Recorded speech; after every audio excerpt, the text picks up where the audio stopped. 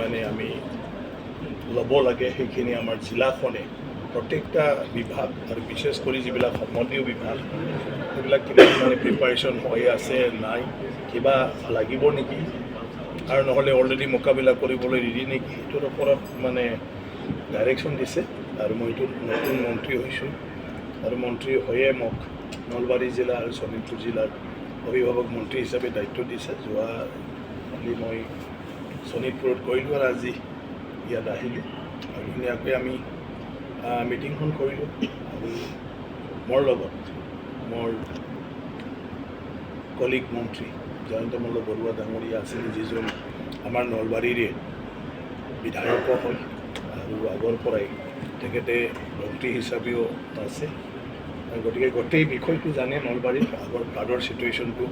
আজি ধুনীয়াকৈ আমাৰ মাজত বিভাগ আৰু আমাৰ মাজত আলোচনা হৈ গ'ল, আৰু আমি যিকোনো ইমাৰ্জেঞ্চি সময়ত মোকাবিলা কৰিব পৰা মানে পজিশ্যন আমাৰ নলবাৰী আছে। আৰু কিছু আমি আজি অনুকিয়াই থৈ দিছোঁ, যাতে বিভাগীয়ভাৱে আৰু যদি তাতকৈও বেছি কিবা বেয়া চিটুৱেশ্যন হয়, আগতকৈও যদি বেয়া চিটুৱেশ্যন হয়, তথাপিও আমি যাতে মানে ভালদৰে মেনেজ কৰিব পাৰোঁ। মানে কিবা কৰিব লাগিলে আমি কি কয় পৰ্যালোচনা কৰিব লাগিলে আমাক এদিন লাগিব। গতিকে এতিয়া আমাৰ উদ্দেশ্যটো হ'ল মানে বানপানীটো লৈ পেলাই, সেইকাৰণে বানপানী ৰিলেটেড বিভাগ। বাকী আমাৰ বানপানীৰ ক্ষেত্ৰত আজি DC ডাঙৰীয়াক আমি সেইটোৱে দায়িত্ব দিছোঁ যে প্ৰত্যেকটা বিভাগৰ কৰ্মচাৰীয়ে যাতে নিজৰ ডিউটি বুলি ভাবে ভলণ্টিয়াৰলি যাতে কাম কৰে ফ্লাডৰ সময়ত। যিহেতু নহয় যে চাৰ্কল অফিচাৰে মাত্ৰ ৰেছপনচিবল, বাকী PWD ৰেছপনচিবল নহয়, কোনোবা নহয় যে ভাতৰ কথা হ'লেহে মানে চাৰ্কল অফিচ আৰু ৰাস্তাৰ কথা হ'লেহে PWD, এইটো নহয় ফালে প্ৰত্যেকজন মানে আমাৰ চৰকাৰী বিষয়া কৰ্মচাৰীয়ে ইমাৰ্জেঞ্চিৰ সময়ত তেওঁলোকৰ ডিউটি ফাৰ্ষ্ট, সেইটো চবেই মানে তৈয়াৰ হ'ব লাগে, চবেই কৰিব লাগে।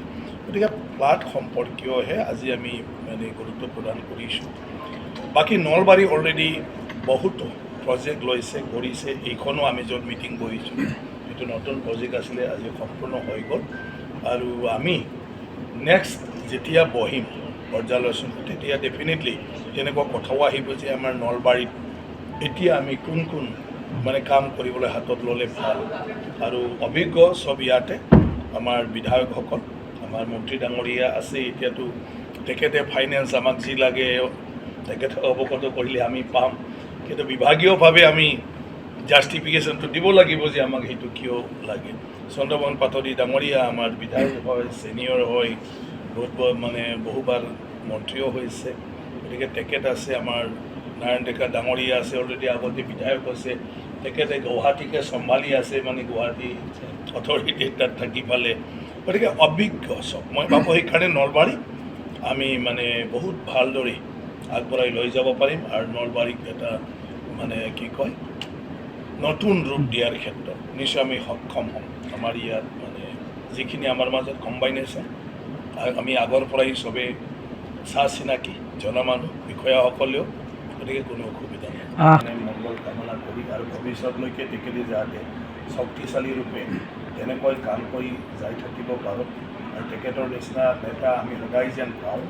কাৰণ আজি গোটেই ভাৰতবৰ্ষ নৰেন্দ্ৰ মোদী ডাঙৰীয়াই 2014 চনত দায়িত্ব লোৱাৰ পিছত মানে এটা নতুন জীৱন পাবলৈ সক্ষম হৈছে। অকল আন্তঃগাঁথনি নহয়, অকল বিভিন্ন অনুষ্ঠান প্ৰতিষ্ঠান নহয়, আজি মানুহৰ ব্যক্তিগত জীৱনলৈকে দৈনন্দিন জীৱনত প্ৰয়োজনীয়তা যিবোৰ বিষয় আছে সেইলৈকে তেখেতে আজি মানে কৰিবলৈ সক্ষম হৈছে, বা সেইবিলাক পৰ্যন্ত সহায় কৰি আছে তেখেতে আঁচনিবিলাক অকল আন্তঃগাঁথনি মানুহৰ দৈনন্দিন জীৱনতো যাতে সহায় হ'ব পাৰে। আজি আৱাস যোজনাৰ পৰা আৰম্ভ কৰি জল জীৱনৰ পৰা আৰম্ভ কৰি শিক্ষা দীক্ষা বেমাৰ আজাৰত, আজি মানে আপোনাৰ আয়ুষ্মান কাৰ্ডৰ সেইটোৰ পৰা লৈ ৰেচন পানীৰ পৰা আৰম্ভ কৰি গতিটো মানে গোটেই ভাৰতীয় নাগৰিক এতিয়া তেখেতৰ লগত ডাইৰেক্ট জড়িত হৈ আছে। তেনেকুৱা ধৰণৰ প্ৰধানমন্ত্ৰী আমাক লাগে, আৰু তেখেতৰ নিচিনা প্ৰধানমন্ত্ৰী আমি সকলোৱে সহযোগ দিব লাগে আৰু এটাটো ঈশ্বৰকো আমি প্ৰাৰ্থনা কৰিব লাগে সদায় যে তেনেকৈ থাকে। তো আজি আমাৰ ভাৰতীয় জনতা পাৰ্টী দলৰ পৰা এটা আমাৰ সিদ্ধান্ত লৈছিলে, মুখ্যমন্ত্ৰী ডাঙৰীয়াই কৈছিলে গোটেই মন্ত্ৰী MLA বা কোনোবা মানে পাৰ্টীৰ বিষয়বাদ থকা সকলোৱে আজি আমি নামঘৰত যাব লাগে। আমি আমাৰ স্থানীয় মানে মন্দিৰ যাক আমি সদায় বিশ্বাস কৰি তাত মানে আমাৰ মনোকামনা পূৰণৰ কাৰণে পূজা পাঠ কৰি আছোঁ, তাত মোদী ডাঙৰীৰ কাৰণে আমি চবে মানে আশীৰ্বাদ বিচাৰিব লাগে। সেই কাম মই ৰাখোঁ। নহয় চোৱা, এনেকুৱা ঘটনাবিলাকতো ঘটি আহি আছে, ঘটি থাকিব, কিন্তু এই ক্ষেত্ৰত ডেফিনেটলি মানে আপোনাৰ টাইম চিটুৱেশ্যন সেইটো লৈ মানে আমি মানে কেনেকৈ এই বিষয়বিলাক যিটো উৎপন্ন হৈছে সেয়া যে ভৱিষ্যতত নহয়, আৰু কিবা যদি তেনেকুৱা ধৰণৰ বিষয় আছে সেইটো যাতে নিষ্পত্তি কৰিব পাৰে, নিশ্চয়কৈ ইয়াৰ ওপৰত আমি বিবেচনা কৰিব লাগে। আৰু ভৱিষ্যতে কাকো আমি দোষাৰোপ কৰিব নোৱাৰোঁ বা তেনেকুৱা ধৰণৰ কথা কোৱাটো উচিত নহয়, কিন্তু তেনেকুৱা ধৰণৰ আৰু কথা হ'ব নালাগে। কাৰণ এই দেশ মানে কিমান পুৰণা দেশ, কিমান সবল দেশ, দেশ হিচাপে চবৰে অৰিহণা আছে সেই দেশখনৰ, আৰু আমি উপায় নাই চবে এটা ভাৰত হিচাপে, ভাৰতীয় হিচাপে আমি চব আছোঁ। গতিকে আমাৰ ভিতৰত বিভিন্ন তেনেকুৱা ধৰণৰ মানে সমস্যাবিলাক আমাৰ চবৰে দায়িত্ব আছে, আৰু হিচাপে আমি সমাধান কৰিব লাগিব। আৰু অসমৰ মানে কোনো নাগৰিকৰ যেন তেনেকুৱা ধৰণৰ, আৰু মই যিহেতু মোৰ জীৱনটোত মানে তেনেকুৱা ধৰণৰ কামৰ লগত জড়িত হৈ আহিছোঁ, মন্ত্ৰী নহ'লেও মই সামাজিকভাৱে, গতিকে এতিয়া মই বিভাগত জাষ্ট দায়িত্ব পাইছোঁহে। এই বিভাগবিলাকৰ সুযোগ কি আছে সেইটো মই প্ৰথমে জানি ল'ম, বুজি ল'ম, আৰু যি সুযোগ থাকে সেই সুযোগৰ জৰিয়তে আমাৰ যুৱ মানে চামক তেনেকৈ মই এংগেজ কৰিব পাৰোঁ, আগুৱাই লৈ যাব পাৰোঁ।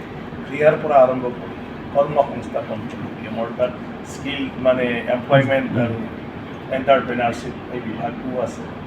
ইভেন মহিলাসকলৰ কাৰণে অতিকৈ গুৰুত্বপূৰ্ণ হেণ্ডলুম এণ্ড টেক্সটাইল, ছেৰিকালচাৰ এইবিলাকো আছে। গতিকে স্ক'প আমাৰ কাৰণে মানে সাধাৰণ মানুহৰ কাৰণে কি আছে সেইটো চাওঁ। গতিকে এইটো চোৱাৰ পিছত মই ক'ব পাৰিম যে আমি কোনটো দিশেদি যোৱা ভাল আৰু কেনেকুৱা ধৰণৰ নতুন কাৰ্যসূচী লৈ কাম কৰিম।